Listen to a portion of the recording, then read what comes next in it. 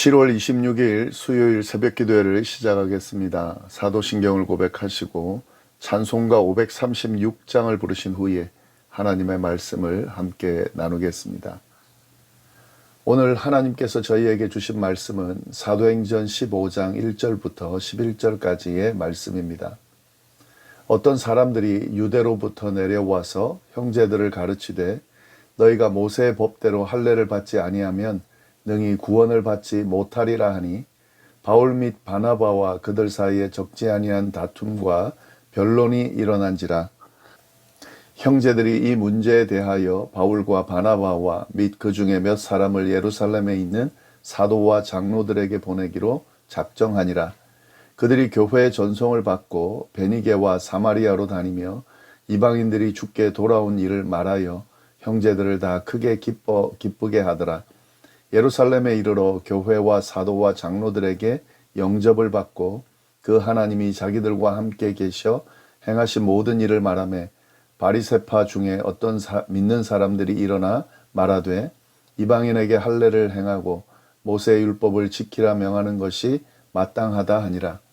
사도와 장로들이 이 일을 의논하러 모여 많은 변론이 있은 후에 베드로가 일어나 말하되 형제들아 너희도 알거니와 하나님이 이방인들로 내 입에서 복음의 말씀을 들어 믿게 하시려고 오래전부터 너희 가운데서 나를 택하시고 또 마음을 아시는 하나님이 우리에게와 같이 그들에게도 성령을 주어 증언하시고 믿음으로 그들의 마음을 깨끗이 하사 그들이나 우리나 차별하지 아니하셨느니라. 그런데 지금 너희가 어찌하여 하나님을 시험하여 우리 조상과 우리도 능히 맺지 못하던 멍에를 제자들의 목에 두려느냐. 그러나 우리는 그들이 우리와 동일하게 주 예수의 은혜로 구원받는 줄을 믿노라 하니라. 아멘. 오늘 사도행전 15장 말씀 보겠습니다. 바울과 바나바가 1차 전도여행을 잘 마치고 안디옥으로 돌아와서 머무는 동안에 아주 중대한 사건 하나가 일어납니다. 그것은 다름 아닌 유대로부터 안디옥으로 내려온 어떤 사람들이 이방인들도 구원을 받으려면 모세의 법대로 할례를 받아야 된다라고 주장한 겁니다. 1절 말씀입니다. 어떤 사람들이 유대로부터 내려와서 형제들을 가르치되 너희가 모세의 법대로 할례를 받지 아니하면 능히 구원을 받지 못하리라 하니, 여기서 유대로부터 내려온 어떤 사람들은 예루살렘에서 온 사람들을 말하는 거죠. 그리스도인들을 의미합니다. 그들이 안디옥 교회로 와가지고 율법에 따라서 할례를 받아야 된다, 그래야 구원을 얻는다 라고 사람들에게 가르친 겁니다. 이 부분은 이 초대교회에서 가장 큰 이슈 중에 하나였는데요. 교회에 이방인들이 유입되기 시작하면서 유대인과 이방인의 이 관계 문제가 아주 큰 어려움을 주었습니다. 지금까지 이방인들을 멀리하고 율법을 고수하며 살아온 유대인들의 입장에서는 율법을 모르는 이방인들이 형제가 된다라고 하는 사실을 받아들이기가 쉽지 않았을 겁니다. 그래서 유대인 신자 중에 이방인이 교회에 소속되려면 할례를 받고 율법을 지켜서 유대인과 같이 돼야 된다라고 주장하는 사람들이 있었던 겁니다. 이러한 주장을 안디옥 교회 예루살렘에서 온 어떤 사람들이 주장하는데, 그 부분에 대해서 바울과 바나바는 받아들일 수가 없었죠. 그래서 그들과 다툼이 일어났습니다. 2절 말씀입니다. 바울 및 바나바와 그들 사이에 적지 아니한 다툼과 변론이 일어난지라. 형제들이 이 문제에 대하여 바울과 바나바와 및 그 중에 몇 사람을 예루살렘에 있는 사도와 장로들에게 보내기로 작정하니라. 바울과 바나바의 경우는 이방인들이 예수님을 믿고 고백하기만 하면 성령을 받는다라는 사실을 직접 전하면서 목격했습니다. 그러니까 지금 이 할례를 받고 율법을 행해야 된다라고 말하는 이들의 주장을 인정할 수가 없는 거죠. 그들에게 분명히 이 두 사람은 안디옥 교회 지도자이기 때문에 분명한 입장을 말했지만 그 사람들은 또 받아들이지 않았겠죠. 그로 인해서 갈등이 생기고 문제가 해결되지 않는 그런 현상이 생기게 됐을 때에 이 안디옥 교회 사람들은 더 공적이면서 권위 있는 이들의 판단이 필요하다라고 생각을 했습니다. 그래서 어머니 교회라고 할 수 있는 예루살렘 교회에 문의하기로 결정하고 바울과 바나바를 비롯한 몇몇 사람을 보내기로 결정을 했습니다. 지금 그 이야기입니다. 이러한 결정에 따라 바울과 바나바를 포함한 이제 대표단이죠. 이 대표단이 예루살렘으로 내려가게 되는데, 예루살렘으로 내려가는 과정에 베니게와 사마리아라는 곳을 거치게 됩니다. 3절 말씀입니다. 그들이 교회의 전송을 받고 베니게와 사마리아로 다니며 유대인들이 주께 돌아온 일을 말하여 형제들을 다 크게 기쁘게 하더라. 예루살렘으로 내려가는 중에 베니게와 사마리아를 거쳐가는데, 이 바울과 바나바가 그곳을 지나면서 기독교 공동체 형제들이죠. 형제들이란 말은 에게 이방인들이 주께 돌아온 일을 알려줬습니다.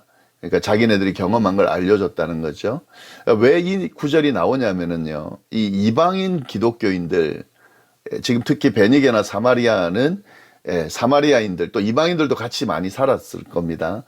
그 사람들이 이제 기독교인들이 됐는데 여전히 여기도 이 문제가 있는 거죠. 유대인처럼 할례를 받고 율법을 지켜야 구원을 받는다라고 주장하는 사람들이 있었을 거기 때문에 이 부분에 대해서 혼란해하는 부분이 있었을 거라는 거죠. 그래서 이 바울과 바나바는 자신들의 경험에 근거한 내용을, 아직 공식적으로 예루살렘 교회 공인을 받지는 않았지만 자기네들이 분명히 하나님께서 이방인들에게 은혜를 베푸시고 그들이 믿을 때에 구원을 받는다, 뭐 할례나 율법에 매여 있지 않다라고 하는 이 사실을 경험에 근거해서 분명히 알려준 거죠.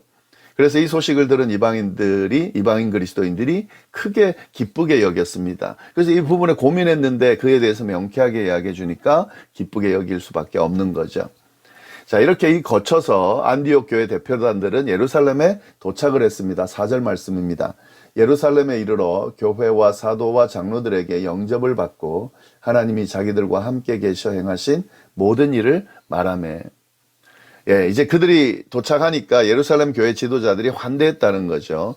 예루살렘 교회 환대를 받으면서 그들은 하나님께서 자신들을 통해 하신 모든 일을 그들에게 보고를 했습니다. 이 내용은 바울과 바나바가 1차 전도여행 마치고 돌아와서 안디옥 교회 교인들에게 보고한 내용, 그 내용을 아마 동일하게 이야기했을 것으로 보이는데요. 근데 이 반응이요, 안디옥 교회에서의 반응과 예루살렘 교회에서 반응이 달랐다는 거죠.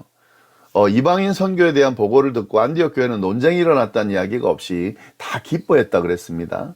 그러나 예루살렘 교회에서는 이 보고에 대한 논쟁이 일어났습니다. 5절 말씀입니다. 바리새파 중 어떤 믿는 사람들이 일어나 말하되 이방인에게 할례를 행하고 모세의 율법을 지키라 명하는 것이 마땅하다 하니라.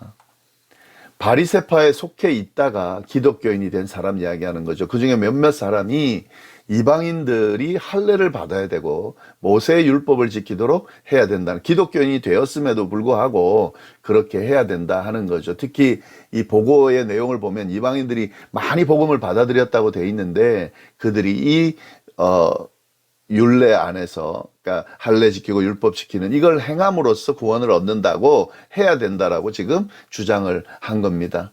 지금 이 안디옥 교회에, 유대로부터 내려와 안디옥 교회에서 가르쳤던 몇몇 사람들의 내용과 동일합니다. 아마 같은 생각을 가지고 있는 그런 부류로 보이는데요.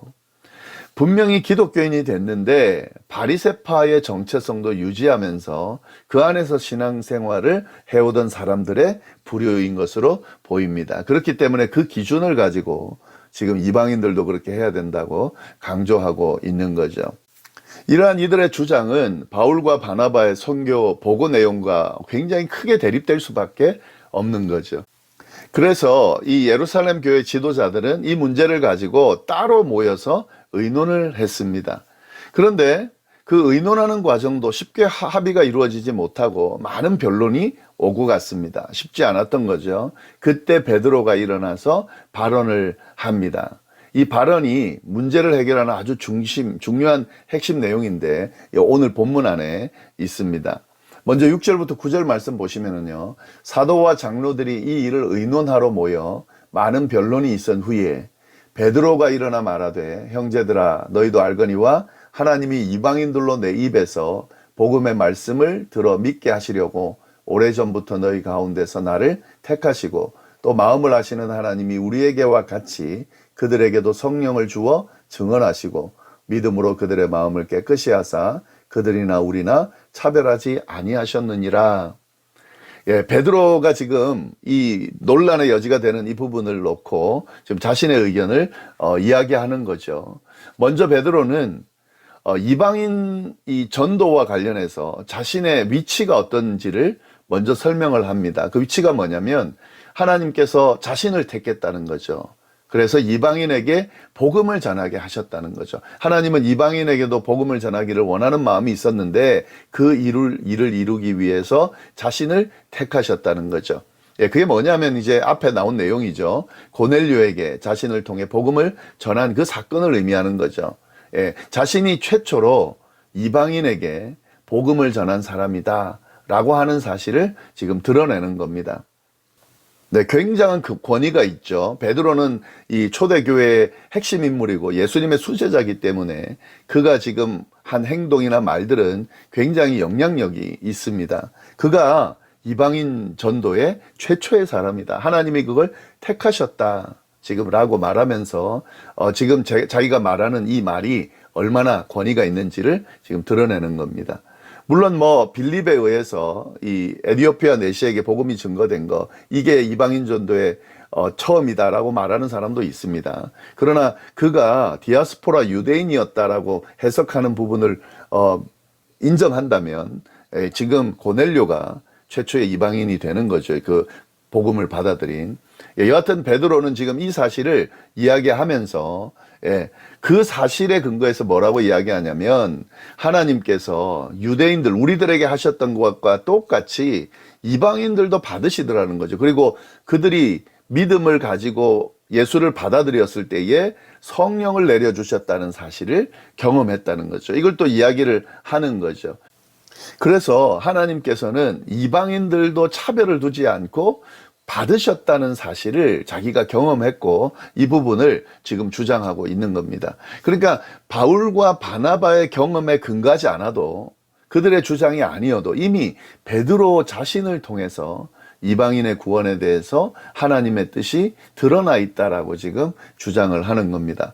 이 부분 상당히 중요하죠. 왜냐하면 베드로가 이런 경험이 없고 베드로를 통해서 어떤 일이 일어나지 않은 상태에서 바울과 바나바가 주장하는 내용과 그들의 경험만 가지고 뭔가 판단을 하려고 하면 물론 이것도 굉장히 권위가 있지만 좀 부족함이 있습니다. 그러나 그들의 경험과 상관없이 주장과 상관없이 이미 자신이 이 초대교회 대표인 자신이 경험하고 또 그 경험을 통해서 하나님의 뜻이 드러났다라고 하는 것은 굉장히 이 이방인 구원에 대한 그 어떤 권위가 분명하게 선다라고 말씀드릴 수 있는 거죠. 그렇게 이야기하면서 베드로는 또 다음과 같은 주장을 이어갑니다. 10절 말씀. 그런데 지금 너희가 어찌하여 하나님을 시험하여 우리 조상과 우리도 능히 매지 못하던 멍에를 제자들의 목에 두려고 하느냐. 할례를 받고 율법을 지켜야 구원을 받는다라고 하는 이 주장이 하나님을 시험하는 행위다라고 이야기하고 있는 거죠. 그러면서 뭐라고 이야기하냐면 율법을 지킨다는 것이 사실 유대인들에게도 굉장히 질 수 없던 지키기 힘든 무거운 짐이었다는 사실을 고백을 합니다. 이 부분은 이제 유대인끼리 할 수 있는 이야기예요. 유대인들이 공감하는 내용입니다. 베드로가 지금 그 이야기를 하고 있는 겁니다. 율법을 지킨다는 거 당연히 맞지만 그렇게 해왔지만 사실은 이건 굉장히 무거운 짐이었다. 유대인들이 지키기 힘들었다. 우리 조상들과 지금 보면 사실 이 율법을 지킨다는 것이 쉽지가 않다.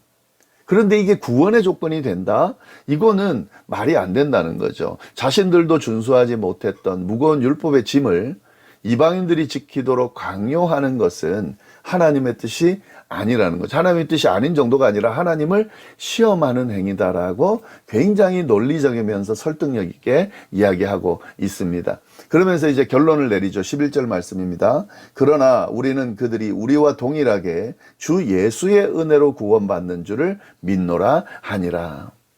유대인이나 이방인이나 구원받는 방식은 같다는 거죠. 유대인인 자신들도 율법에 의해서 구원받은 게 아니라 예수 그리스도의 은혜로 구원을 받았다는 겁니다. 마찬가지로 이방인들도 율법이 아니라 예수 그리스도의 은혜로 구원받는다라고 하는 거죠. 이게 동일하다는 거죠. 이게 지금 베드로가 이야기하는 내용의 핵심입니다. 할례나 율법을 지킴으로 구원받는 것이 아니고 누구든지 유대인이든 헬라인이든 예수님을 믿고 받아들임으로 구원을 받는다. 이게 기독교 교리의 핵심인 거죠. 절대 차별이 있을 수가 없습니다. 그래서 이게 바로 은혜인 겁니다. 예, 은혜죠. 어떤 행위를 통해 구원받는 게 아니고요. 주님을 믿고 받아들임으로 주님의 은혜로 주님께서 베풀어 주신 예수님이 베풀어 주신 은혜로 우리가 구원을 받았다는 거죠. 만약에 이런 차별이 있었다면 유대인들만 구원받았다면 율법을 지키는 사람만 구원을 받는다면 우리는 절대 이 예수님을 통한 구원의 은혜를 받을 수가 없었겠죠. 아마 우리가 구원받는 자리로 가지 못했을 겁니다. 그러나 그렇지 않았다는 거죠. 하나님은 모든 인류가 구원받을 수 있도록 그 길을 예수 그리스도를 통해서 열어주셨습니다. 그래서 우리가 지금 구원을 받은 거죠. 구원받은 자리에 있는 거죠. 이게 바로 하나님의 은혜인 거죠. 네, 오늘 말씀 우리가 좀 잘 봐야 할 것 같고요. 이 안에 담겨 있는 구원의 은혜가 얼마나 큰지를 우리가 다시 한번 느끼면서 이 은혜에 감사하는 그런 삶을 살 수 있어야 되겠습니다. 그리고 이런 관점으로 믿지 않는 이들을 바라보고 그들에게 다가가서 복음을 전할 수 있어야 되겠다 하는 겁니다. 기도하겠습니다. 하나님 아버지 감사합니다. 주님이 베푸신 구원의 은혜를 다시 한번 느낄 수 있도록 깨달을 수 있도록 붙들 수 있도록 인도해 주셔서 감사합니다. 이런 은혜의 관점으로 믿지 않는 이들을 바라보고 그들에게 다가가 복음을 전하고 그들도 이 은혜를 받을 수 있도록 이끄는 우리의 삶이 되도록 인도하여 주옵소서. 감사드리며 예수님의 이름으로 기도드립니다. 아멘.